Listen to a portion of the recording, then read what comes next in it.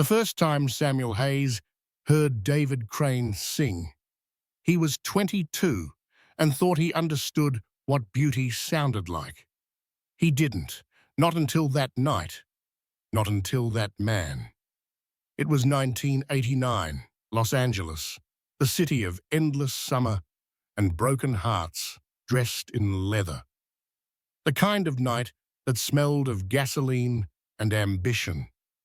Studio 23 sat at the end of an industrial alley behind a tattoo shop, a place where dreams were pressed into vinyl and smoke never cleared from the ceiling.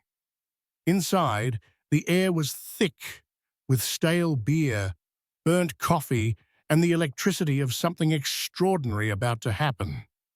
Samuel stood behind the mixing board, a headset crooked around his neck, eyes half open from 30 straight hours awake.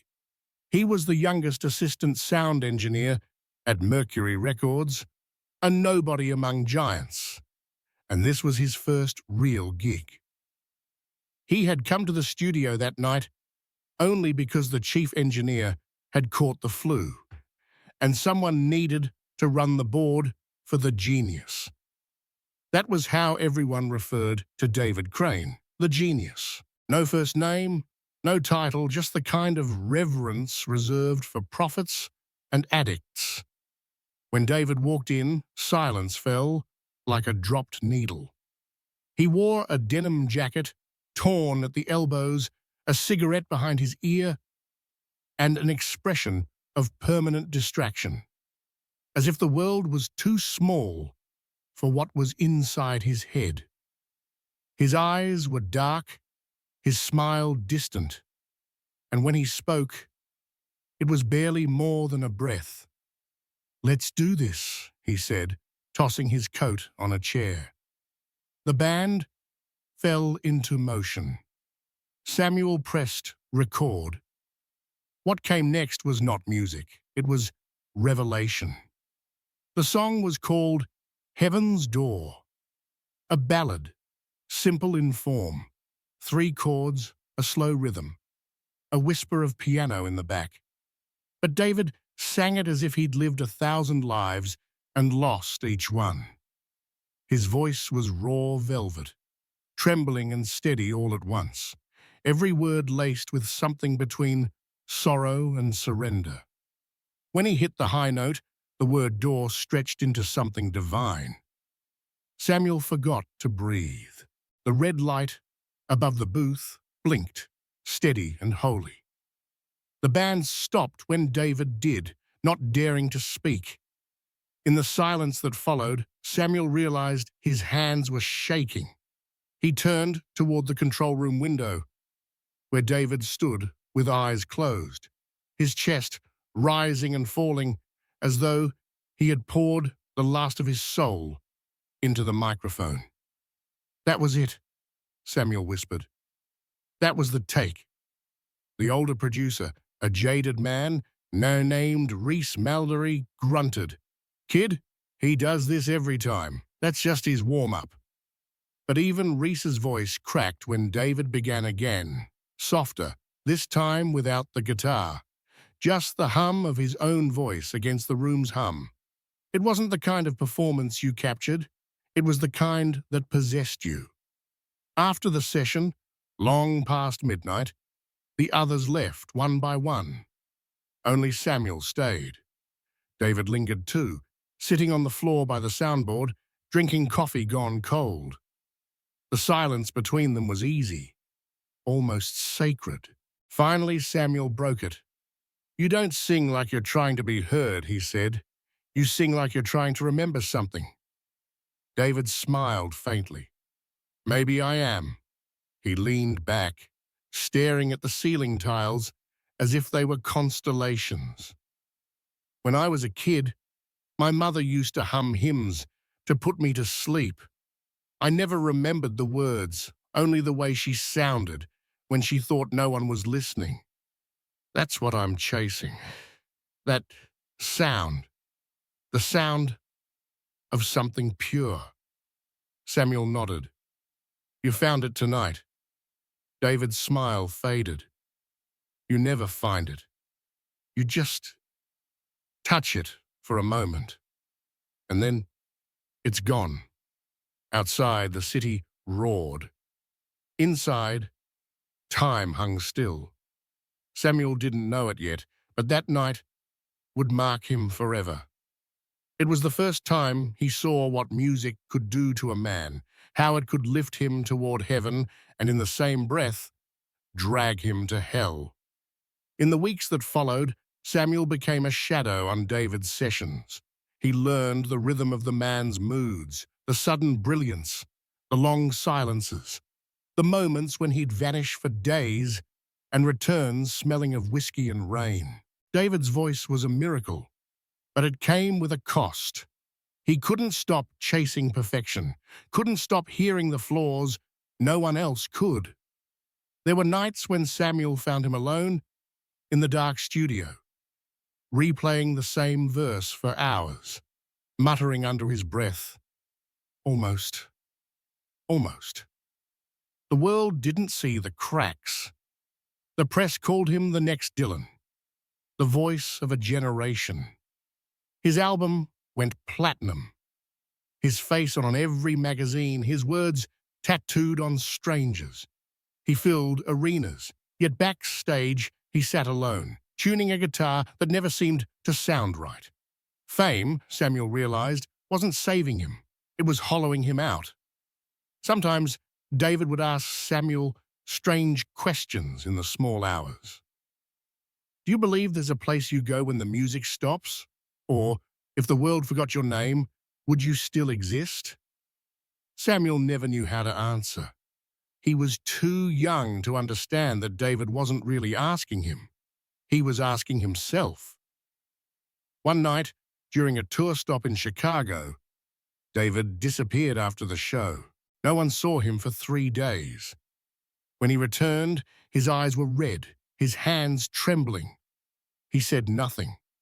But when they recorded again, something in his voice had changed. It was still golden, but now it was cracked down the middle. Then came the fire. It was a Wednesday night in February 1994, just another late session at Studio 23. Samuel was there, half asleep at the console, while David insisted on one more take of Heaven's Door. "I can do it better," he said, lighting another cigarette. "One more time." The clock ticked past 2 a.m. Reese had gone home hours ago. The drummer had passed out on the couch. The fire started small.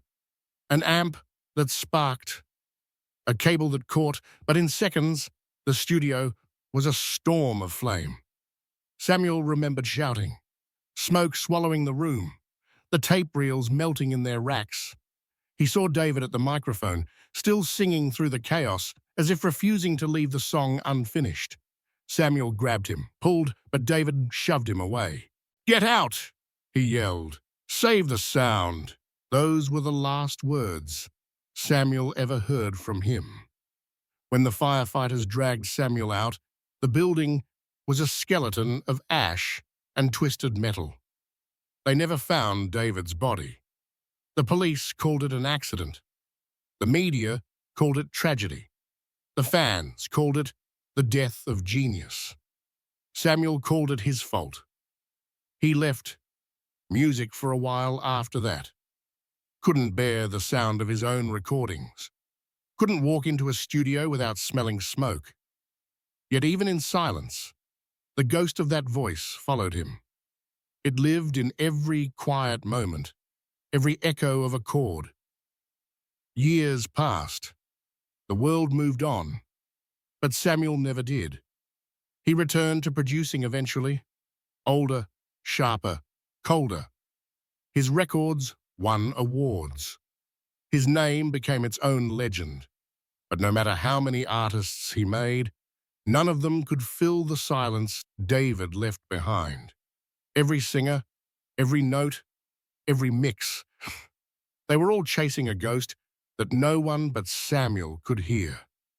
Sometimes, when the night was long and the bottle was half empty, he would replay the surviving fragments of that last session, warped damaged, half-burned tape salvaged from the fire.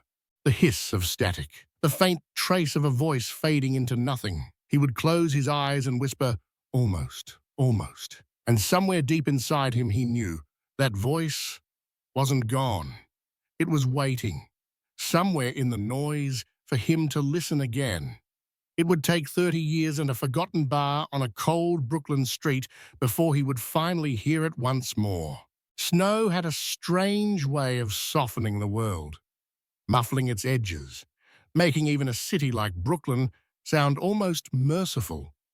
It fell in slow spirals that night, coating the sidewalks and the tops of yellow cabs with a film of white. Samuel Hayes walked with his collar turned up, the wind cutting through his coat like regret. The city's noise blurred into a distant hum, laughter from a bar, the low drone of traffic, the lonely echo of a saxophone somewhere down the street. He wasn't supposed to be here. Not tonight.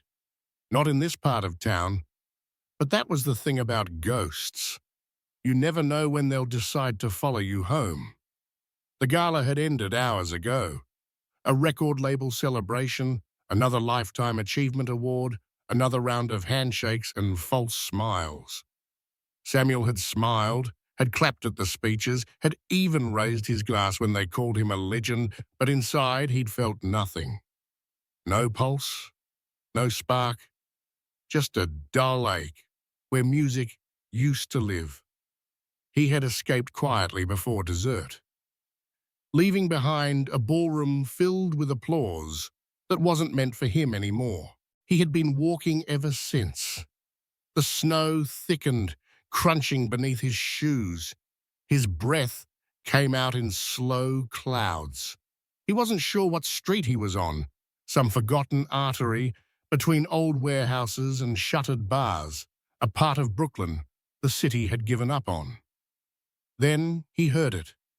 Faint at first, just a thread of sound caught in the wind. Music. Samuel stopped. It came from somewhere ahead, through a cracked door glowing with dull amber light.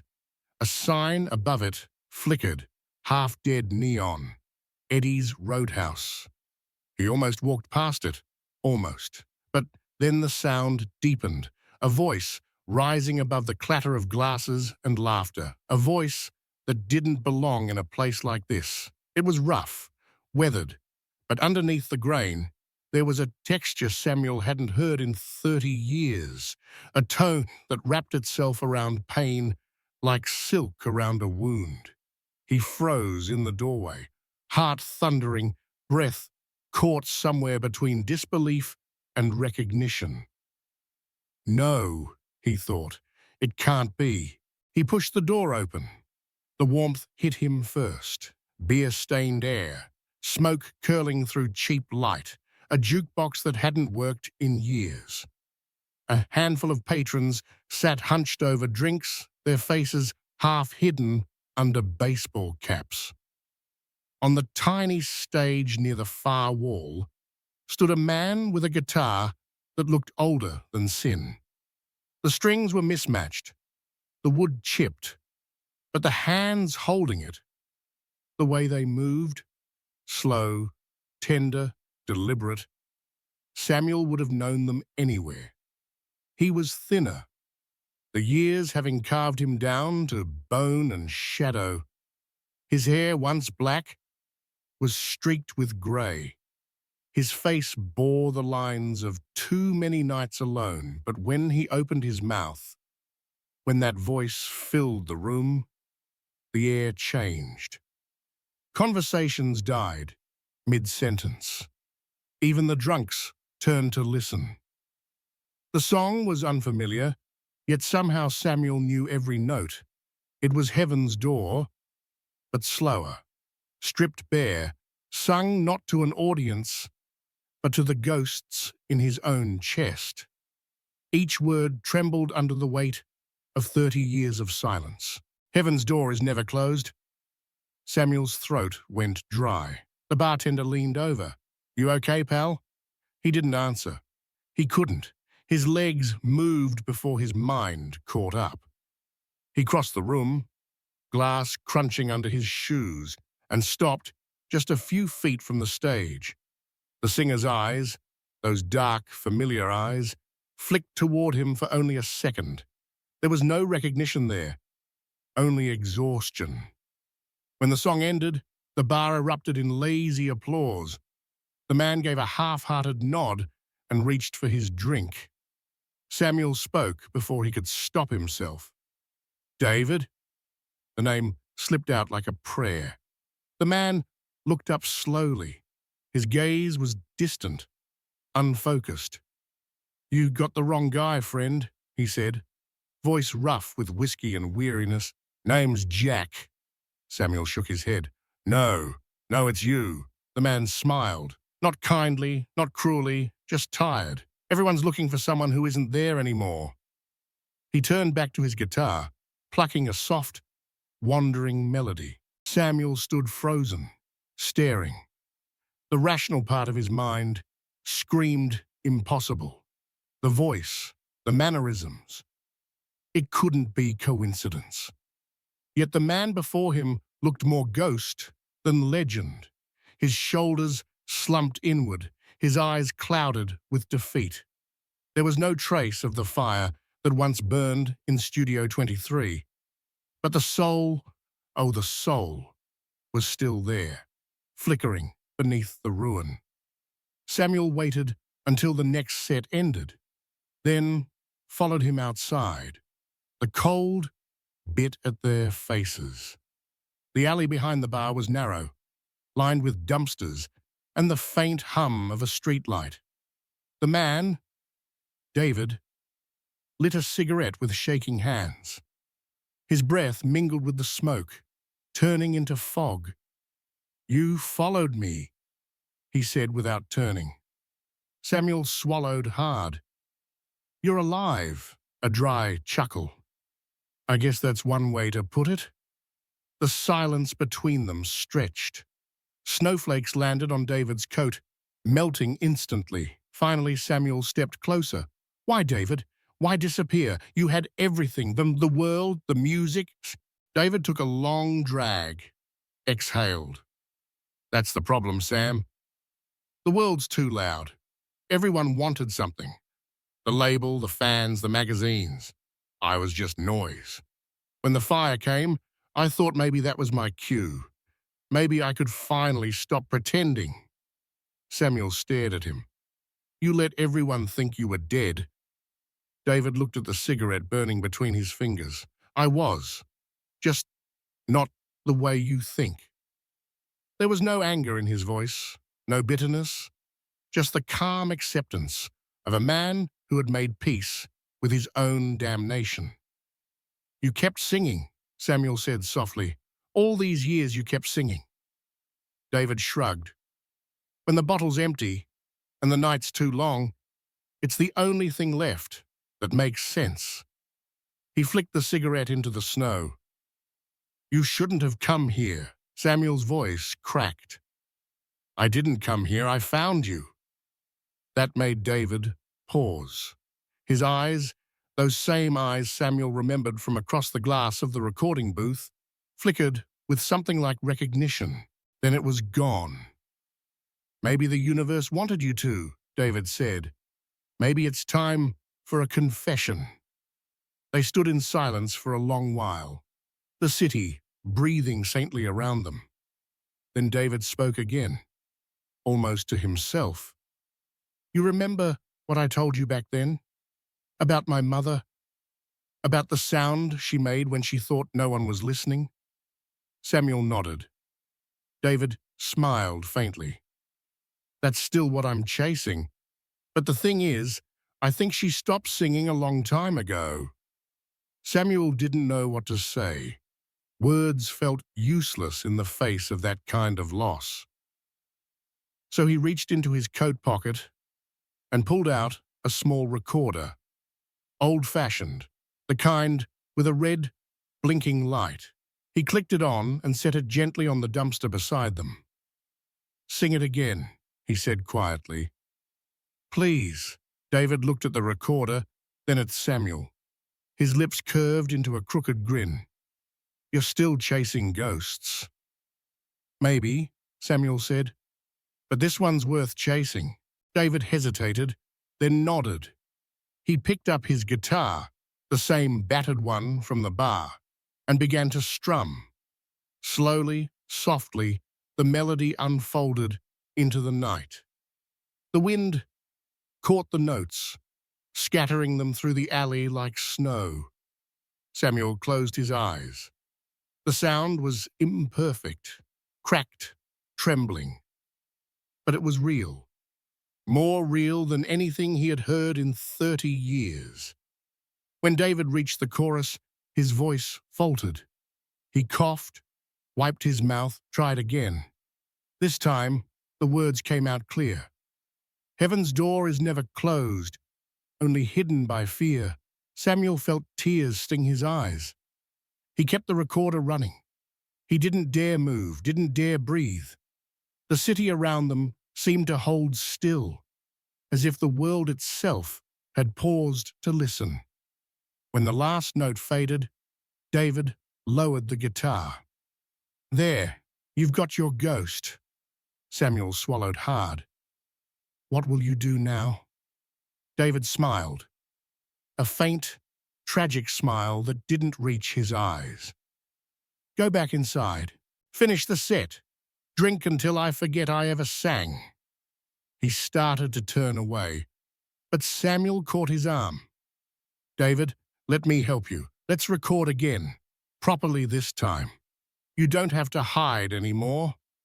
David looked down at Samuel's hand, then up at his face. For a moment, something unspoken passed between them.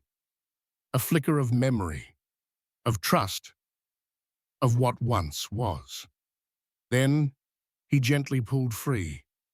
"It's too late for that," he said softly. "Some songs aren't meant to be finished." He walked back toward the bar, disappearing into the dim light. The door closed behind him with a dull thud.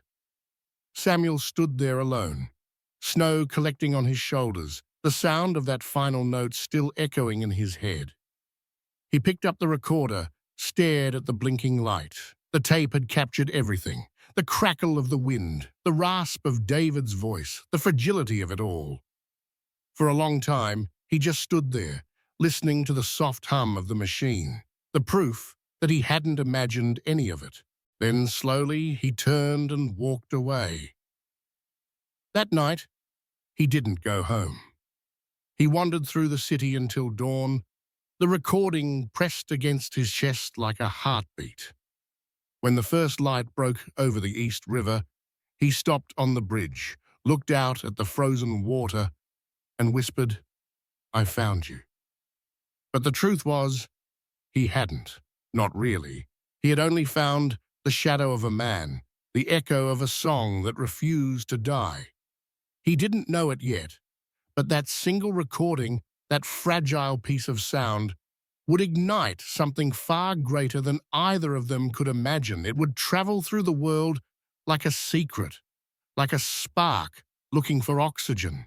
And one day, it would burn bright enough to bring the ghost back to life. The morning after, the city was colorless. A thin layer of snow covered everything. The parked cars, the rooftops, even the bodies of pigeons huddled on the ledge outside Samuel's apartment. He hadn't slept. The recorder sat on his desk, still running when he brought it home, the tiny red light flickering like a heartbeat in the dark. For hours he just stared at it, afraid to play it again, afraid that pressing rewind might make it disappear, that it had all been some hallucination born of nostalgia and whiskey. But at dawn, when the world softened and the traffic began its slow resurrection, he finally pressed play. The tape hissed, then cracked, then breathed, and there it was. That voice. It spilled from the speakers, broken and unpolished, but still radiant in its ruin. David's voice, older now, heavy with smoke and sorrow, sang like a confession, whispered through time. Samuel closed his eyes. The song wrapped around him, filled the hollow spaces that 30 years had carved inside his chest. He could almost see him there again.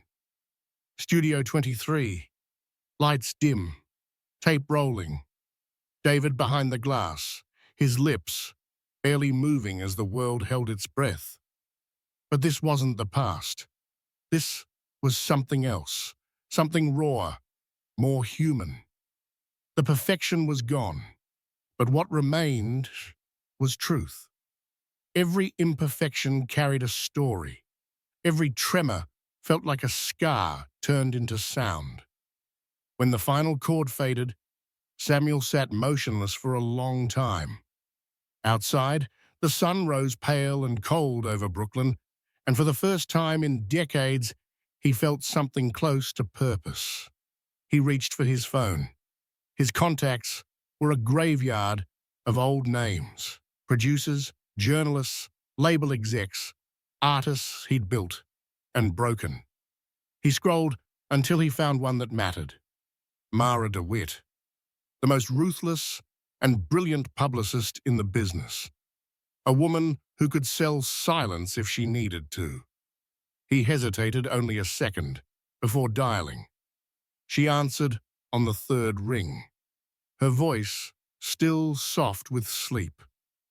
Samuel Hayes, either it's the end of the world or you're working on something. It might be both, he said. That got her attention. What do you mean? I found something, or someone. A pause. Who? He swallowed. David Crane. There was a sharp inhale on the other end. Then, don't joke with me, Sam. Not before coffee. I'm not joking, I have a recording. Bullshit. Listen. He held the phone up to the speaker and pressed play. The tape began again, the rough strum of guitar, the breath before the first line. Mara didn't speak for 30 seconds. When she did, her voice was unsteady. That's not an imitation, she whispered. That's him. I know. How? I don't know. I found him, or he found me. What do you want me to do? Shh. Samuel looked out the window, snow lights spilling over the skyline. Nothing yet. Just be ready. He hung up. For days afterward, the recording haunted him. He played it on loop, while shaving, while eating, while staring at the city lights that flickered like dying stars. He knew what it meant. He knew what would happen if the world heard it. David's voice, even in ruin, would ignite everything again. The public's obsession with lost legends never died. It just waited to be fed. And Samuel, for the first time in years, felt the old hunger rise inside him.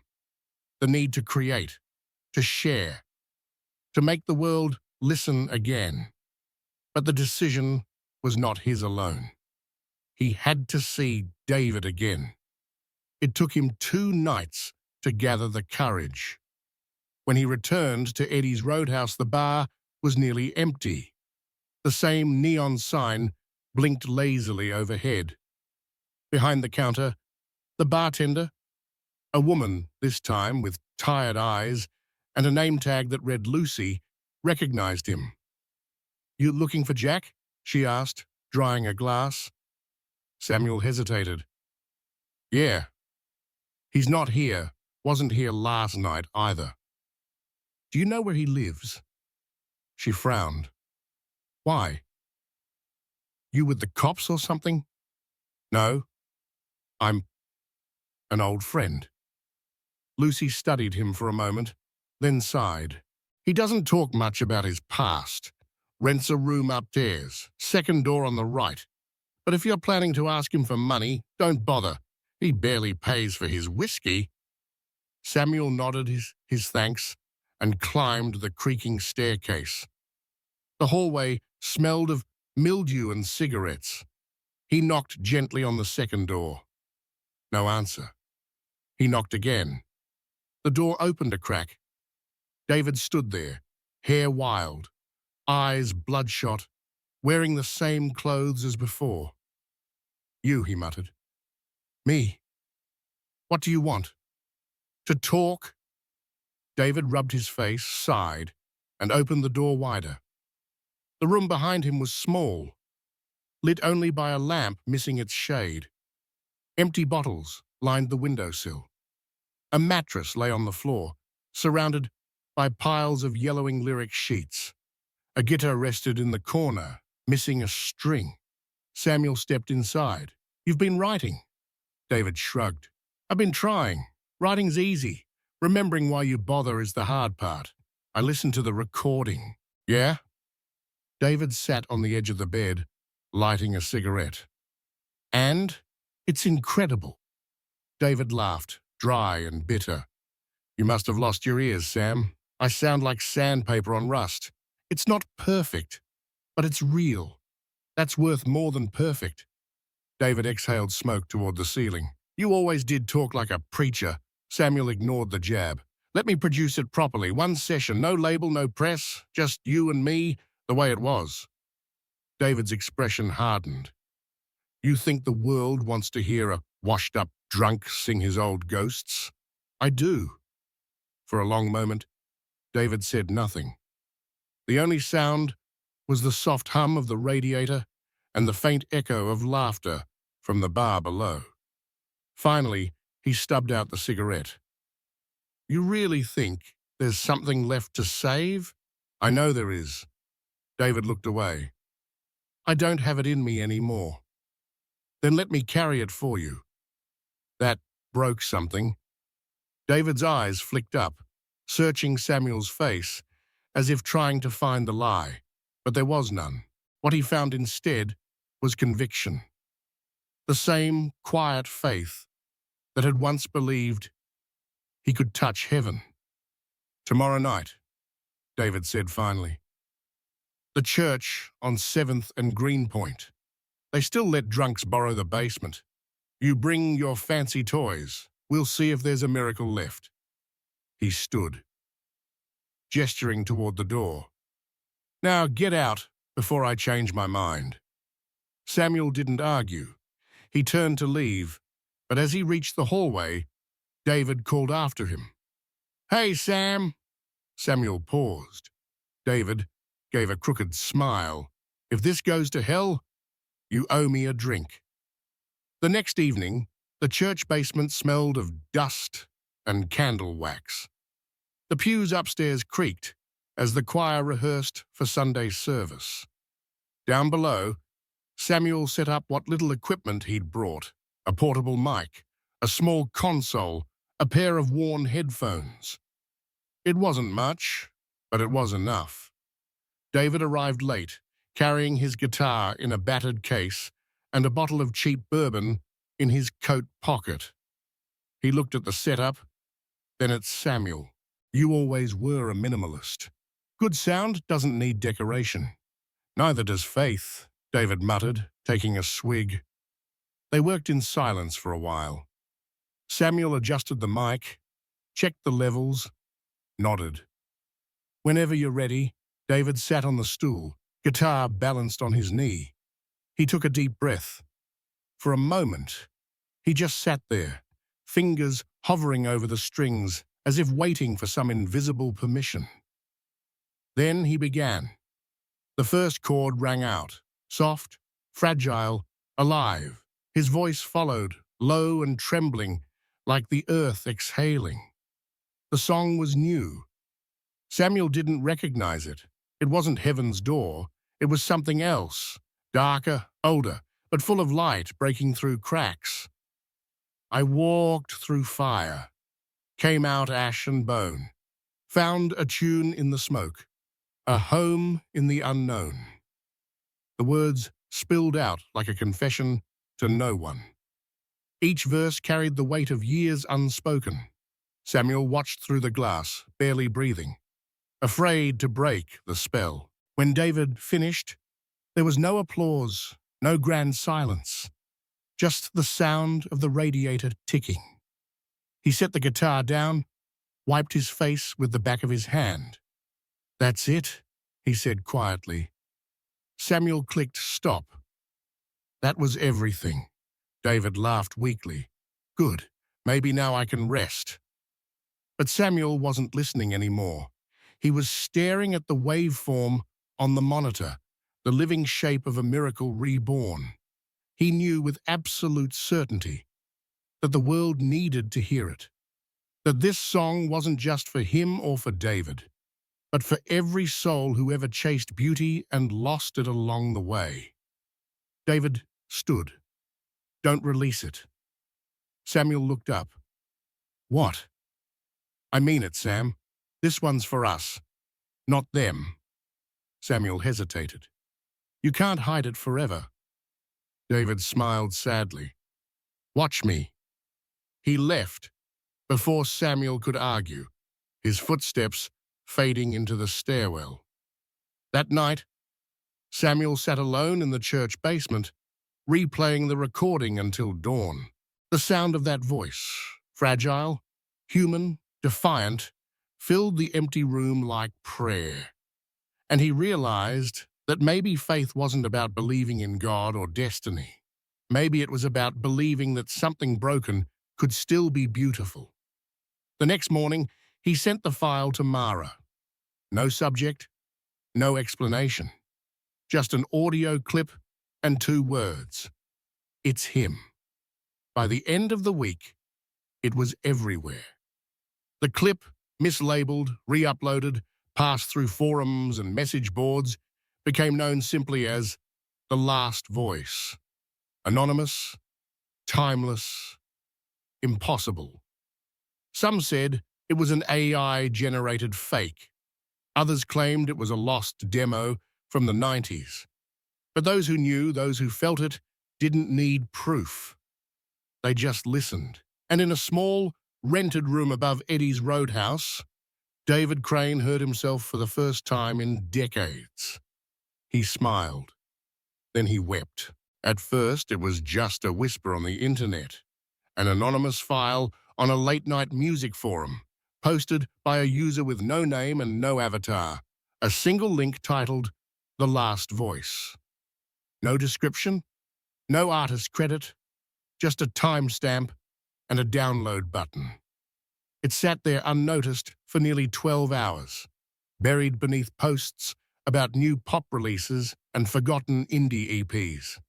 And then, at 2:47 a.m., a radio DJ in Portland played it on air. No one knew where he got it or why he played it. But the world listened. The first 30 seconds was silence. Just static, tape hiss, the sound of air shifting between notes. Then came the voice, rough, trembling, painfully human. It didn't sound like something recorded in 2025. It sounded like memory, a ghost pressing through the speakers. The melody was simple, the words almost whispered, but the emotion inside them, it was raw enough to feel dangerous. People stopped what they were doing. Drivers pulled over. Bartenders froze mid-pour. The voice carried a gravity that couldn't be explained, only felt. By morning, the clip had been ripped, shared, dissected, and spread across every platform known to man. Who is the last voice? The headlines asked. Is this the return of David Crane, the dead singer who vanished in 1994? Reborn? Samuel watched it all unfold from his apartment, eyes red, heart pounding. He hadn't told Mara to release it. He hadn't told anyone. But somehow, the file, the one he'd sent her, had found its way into the world. He should have been furious. Instead, he sat there in the dim light of dawn, scrolling through endless threads, listening to the world rediscover the man he thought he had lost forever. He played the clip again, headphones on. He could hear the faint hum of the church basement, the creak of the stool beneath David's weight, the subtle catch in his breath between verses. It was imperfect, And that was what made it holy. The phone rang. He didn't have to look to know who it was. "Mara," he said. Her voice came sharp and breathless. "You've seen it?" "Yes. It's everywhere, Sam, everywhere. Do you understand what this means?" "I didn't want it out there." "Doesn't matter. It's done. The song's alive now. The mystery is feeding it. People are obsessed. Half the industry's trying to trace the source. And if they find him, then you've just resurrected the most famous ghost in music history." Samuel rubbed his temples. "He's not ready for this." Mara exhaled into the receiver. "No one ever is." He hung up. For a long time, he sat in silence. Outside, the city was waking. Coffee carts hissing, horns blaring, life beginning again. But all he could think about was David. He found him that afternoon, back at Eddie's Roadhouse. The place was busier than usual, a mix of curious fans and locals pretending not to care. The jukebox in the corner played The Last Voice, tinny but unmistakable. People were filming on their phones, whispering to each other, searching the corners for the man they'd only heard through static. Samuel spotted him at the bar, hunched over a glass of bourbon. "You did this," David said without turning. "I didn't." "You sent the file." "I sent it to one person. It wasn't supposed to go public." David laughed quietly. A sound? More like a sigh. "That's the problem with music, Sam. Once you let it breathe, it doesn't belong to you anymore." Samuel slid onto the stool beside him. "They're calling it a miracle. It's a mistake. People think you're alive." "I am alive," he said flatly. "Barely. And that's enough." Samuel studied him. The lines on his face seemed deeper now, his eyes more distant. He'd seen fame destroy men before, turn them into hollow reflections of what the world wanted them to be. But David had walked away from it once. And now, without his consent, it was dragging him back. "They'll find you," Samuel said. "Let them." "You don't mean that." David took a slow sip, then looked at him. "You ever wonder why I stopped singing?" Samuel didn't answer.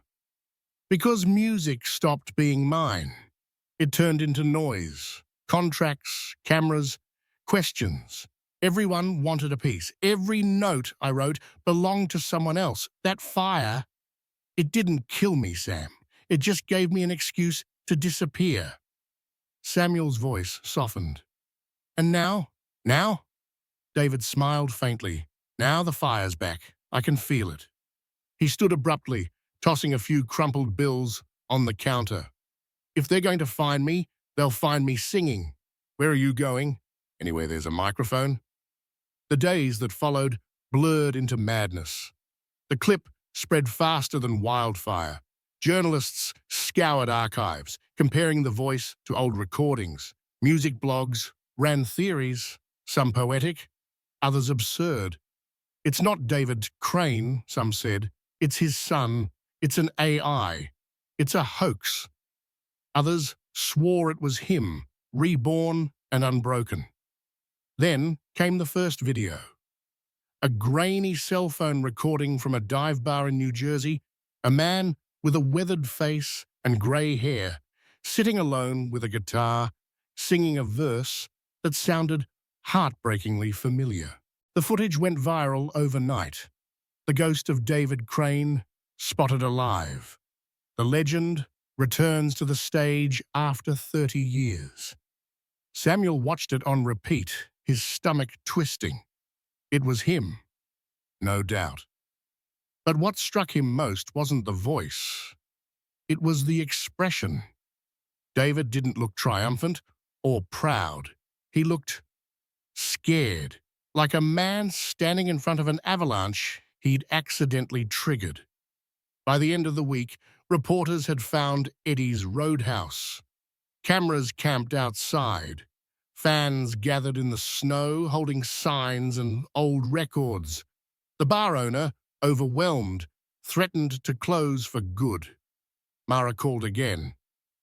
"This is beyond us now," she said. "Labels are bidding for exclusives. Streaming platforms want interviews. I've had 3 offers for documentaries."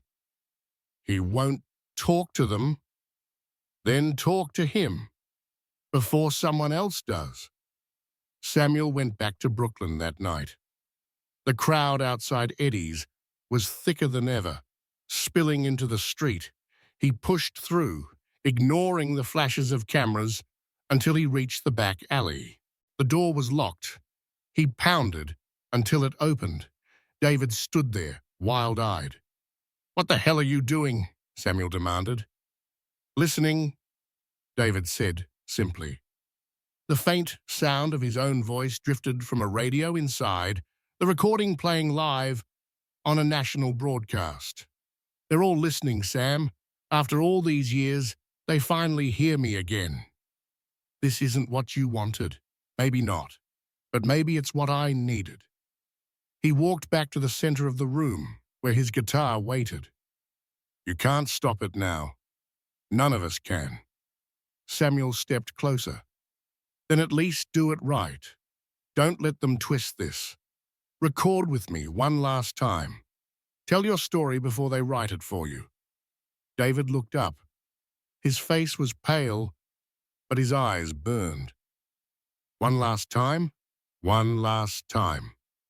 The next morning, they drove north to an old studio in upstate New York, a place Samuel rented years ago and never used. It smelled of dust and rain, but the equipment still worked. He set up the mics himself, hands steady for the first time in years. David stood in the booth, tuning his guitar, humming softly. "This feels wrong," he said. "Why?" "Because it feels right." Samuel smiled. "Then let's make something right for once." The session lasted all night. David played as if time had folded in on itself, as if the 30 years between them were just an intermission. The new songs were darker, wiser, but the same soul pulsed through them. There were no second takes. Every imperfection stayed. When it was over, Samuel saved the file and backed it up twice. David sat on the floor, back against the wall, exhausted.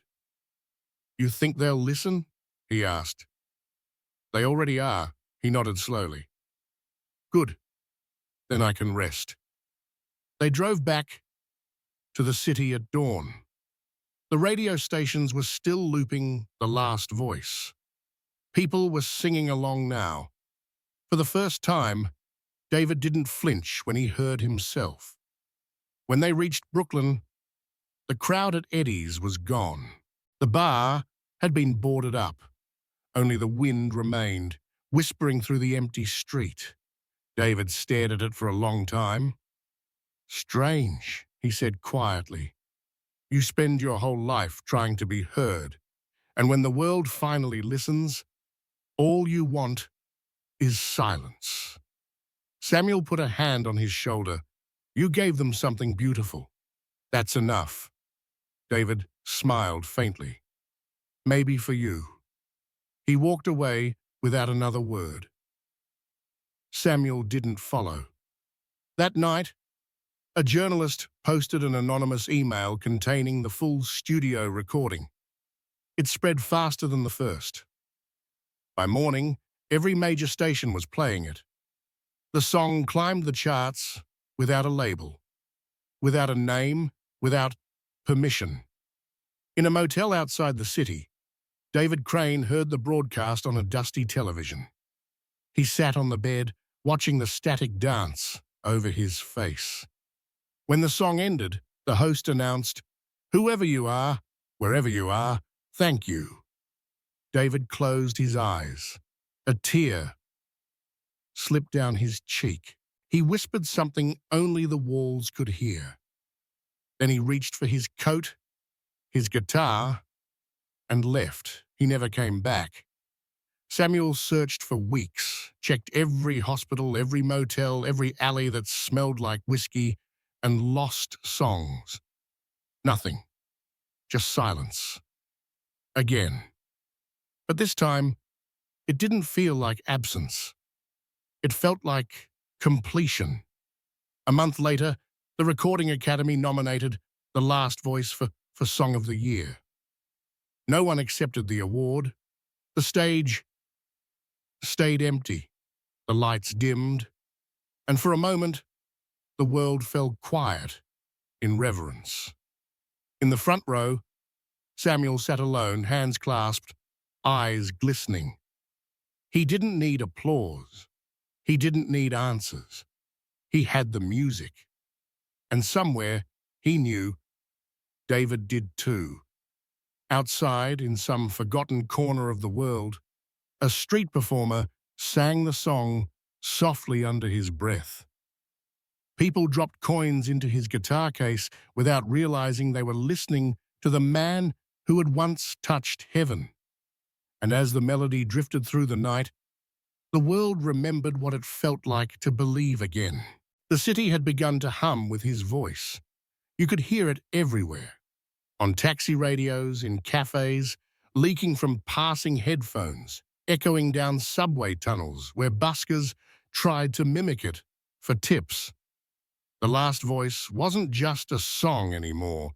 It had become something else. An atmosphere, a haunting, a shared secret that every lonely heart in the country seemed to carry. For Samuel Hayes, that sound was both triumph and torment. Every time it played, he felt both closer to and further away from the man who had sung it. David Crane had disappeared again, as if swallowed by the very music he'd given back to the world. No trace, no note, no goodbye, just that same haunting refrain. Heaven's door is never closed, only hidden by fear. Weeks passed. The song refused to fade. It climbed the charts, without a face, without a name, fueled by mystery and emotion. The industry devoured itself trying to solve the riddle. AI experts claimed it was impossible for a computer to generate such imperfection. Archivists dug through old recordings, desperate to prove it was a long-lost demo. Fans wrote theories about a secret prodigy or a ghostly transmission from the afterlife. But Samuel knew the truth. He alone carried the weight of that knowledge, and it burned in him like guilt. He had found what the world lost, and in doing so, he had lost it again.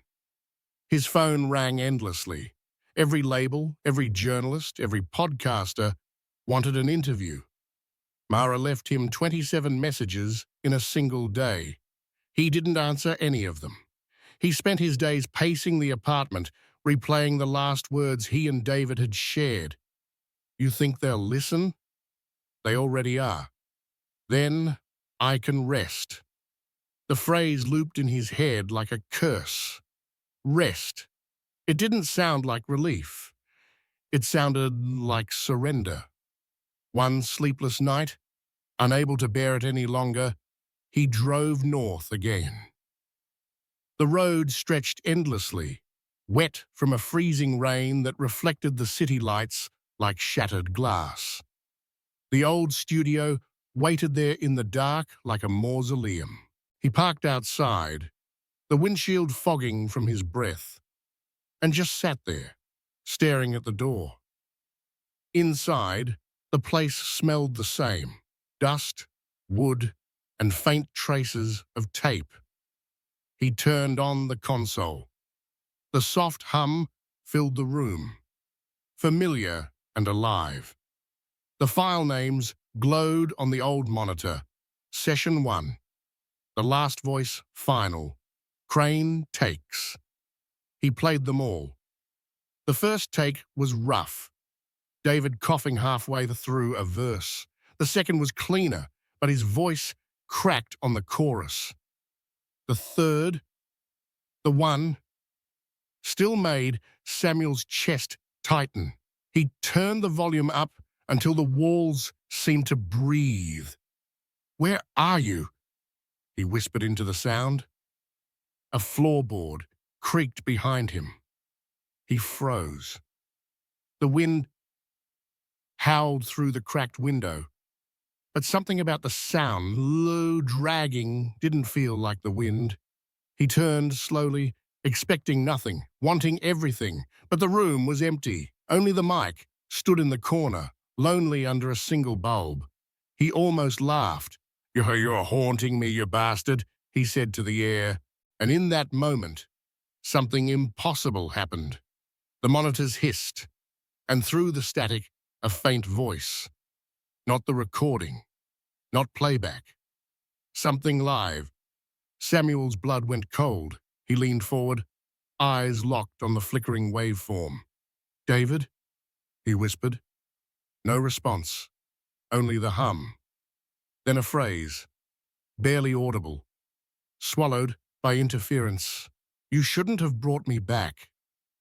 The sound cut off. The monitors went dead. He sat there in stunned silence, heart pounding so hard he could hear it in his ears. For a moment, he wondered if exhaustion had finally taken him over, if grief had turned his mind against him. But deep down, a part of him, the part that still believed in miracles and ghosts, knew he had just heard David Crane's voice one last time. When he stepped outside, the rain had turned to snow. It fell in thick, slow flakes, silent as ash.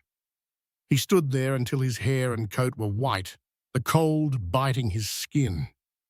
Then he looked up at the dark sky and said quietly, "If this is your way of saying goodbye, I hear you." Back in the city, the world was exploding. The song had just won Song of the Year. The Grammys had turned into a memorial for a man who officially didn't exist. On stage, the host announced, for the first time in history, an anonymous recording has captured the soul of the world. The camera panned across the audience, faces wet with tears. Stars who had built careers on voices half as true. The trophy sat untouched on the pedestal. In the front row, Samuel Hayes sat in his black suit, his eyes hollow but bright. He knew he had no right to accept it, no courage to claim it. The applause thundered, and he felt none of it. All he could hear was the memory of David's voice in the static. "You shouldn't have brought me back." After the ceremony, Mara found him outside, smoking under a streetlight. Her dress glittered, but her face was pale. "You did it," she said softly. "He did it." Samuel shook his head. "We killed him again." She sighed. "You couldn't stop this. The world wanted him." "That's what I'm afraid of," he said. She looked at him for a long time. "You think he's really gone this time?" He didn't answer. He didn't need to. The silence between them said enough. Later that night, Samuel walked through Times Square. Every billboard flashed the same words, the last voice, out now. He felt small beneath it all, swallowed by the spectacle. The song played from speakers overhead. Its melody carried on the wind. People sang along without knowing what they were singing about. He stopped in the middle of the crowd, listening. And that's when he heard it. A voice. Not from a speaker, not from a phone, but real, human. Close, someone was singing the song live, just a few blocks away. He followed the sound through the maze of neon and noise until he found him. A street performer, young, maybe 20, standing on the corner with a battered guitar. The boy's voice wasn't David's, but it was David's, echoed, inherited, transformed. Every note was carried with the same tenderness, the same ache. People had gathered around, dropping coins, recording on their phones.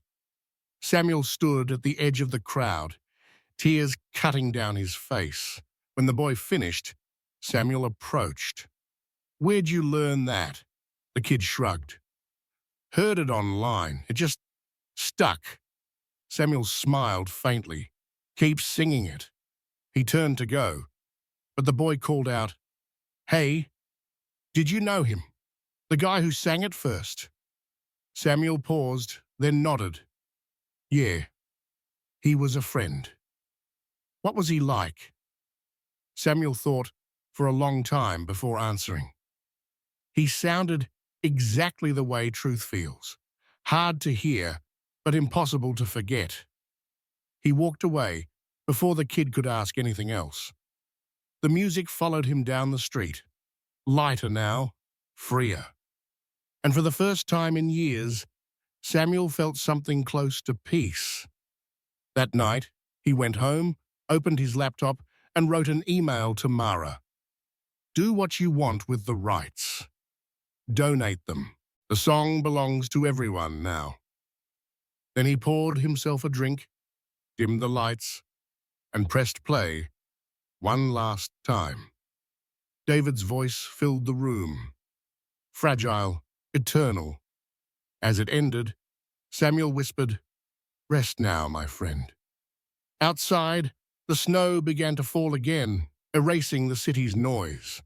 Somewhere, a radio played The Last Voice on loop, its melody blending into the hush of winter. But this time, the silence that followed wasn't empty. It was full of the things that music leaves behind when it's done.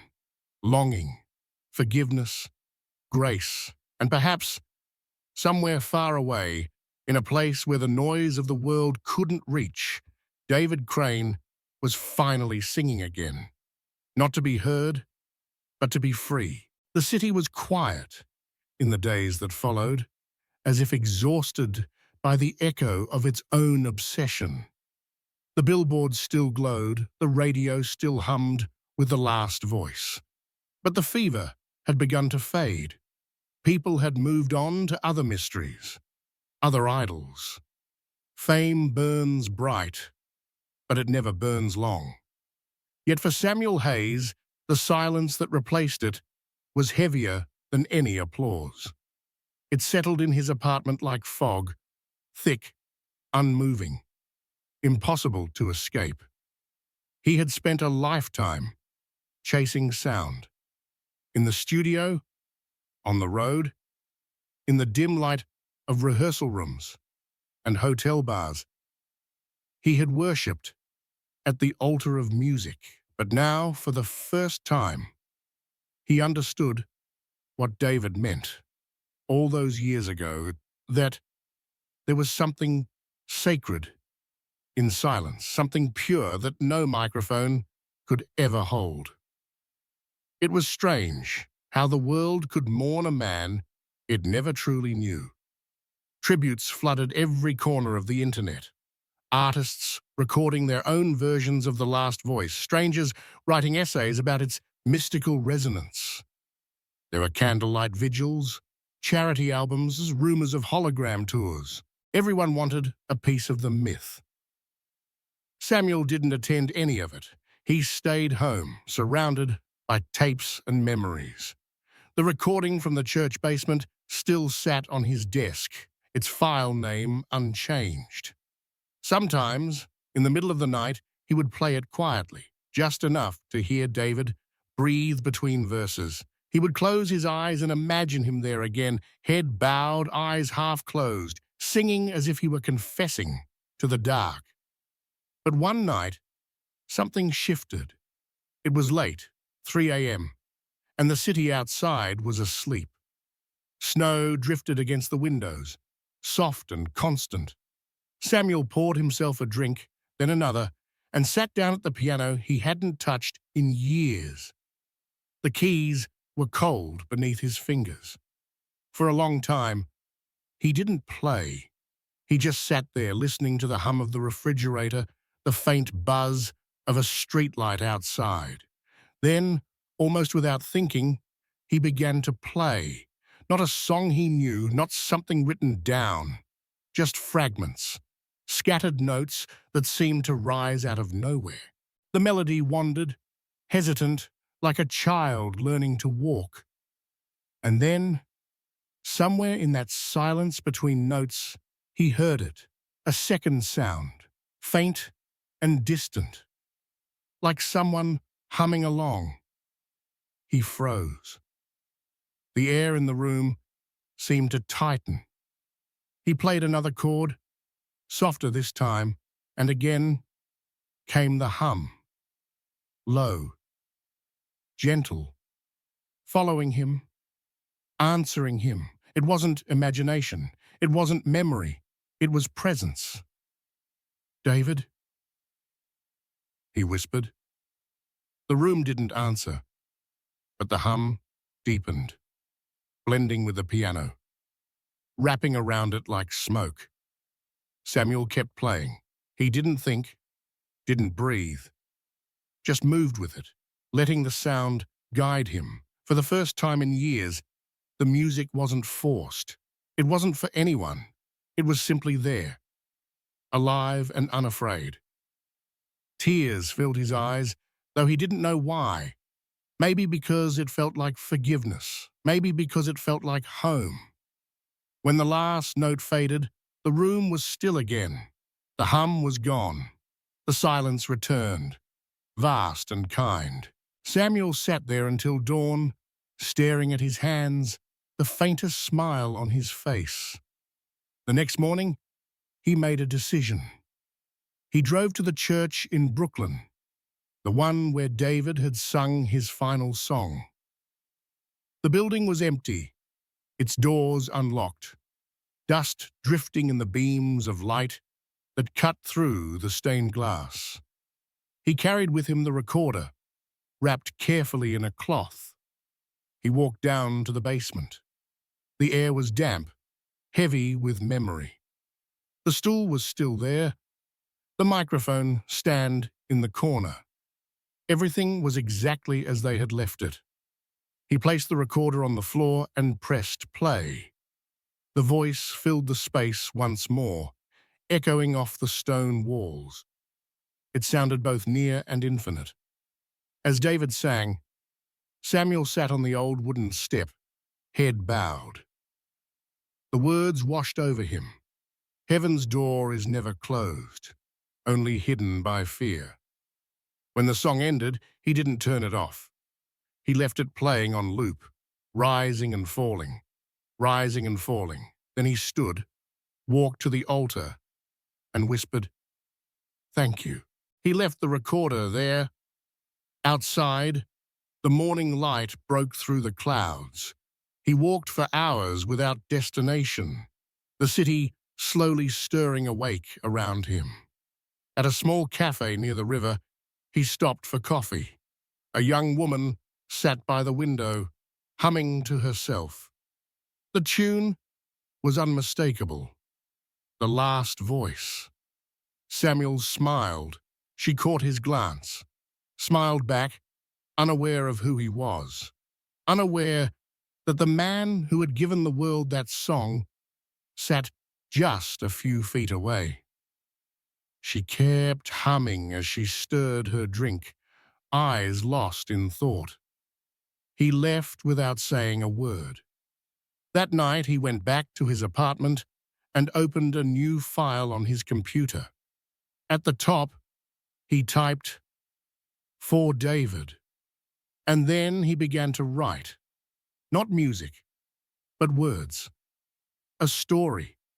Not about fame or loss, but about two men who had once believed in the power of sound and what it cost them to keep believing. He wrote until his hands ached, until the city outside went dark again. In his writing, David lived. In his memory, he sang. When he finished, he printed the pages, bound them with string, and placed them beside the piano. He poured himself one last drink, turned off the lights, and opened the window. The night air was sharp, filled with the faint hum of traffic and the whisper of snow. He thought of that final recording, the warmth in David's voice when he said, "Now I can rest." Samuel closed his eyes. So can I. He slept soundly for the first time in decades. Weeks later, a janitor at the church found the recorder still playing faintly, its batteries almost drained. The priest took it upstairs and listened. The voice that filled the chapel moved him to tears. They began playing it during evening prayers, calling it the hymn of the forgotten. Word spread.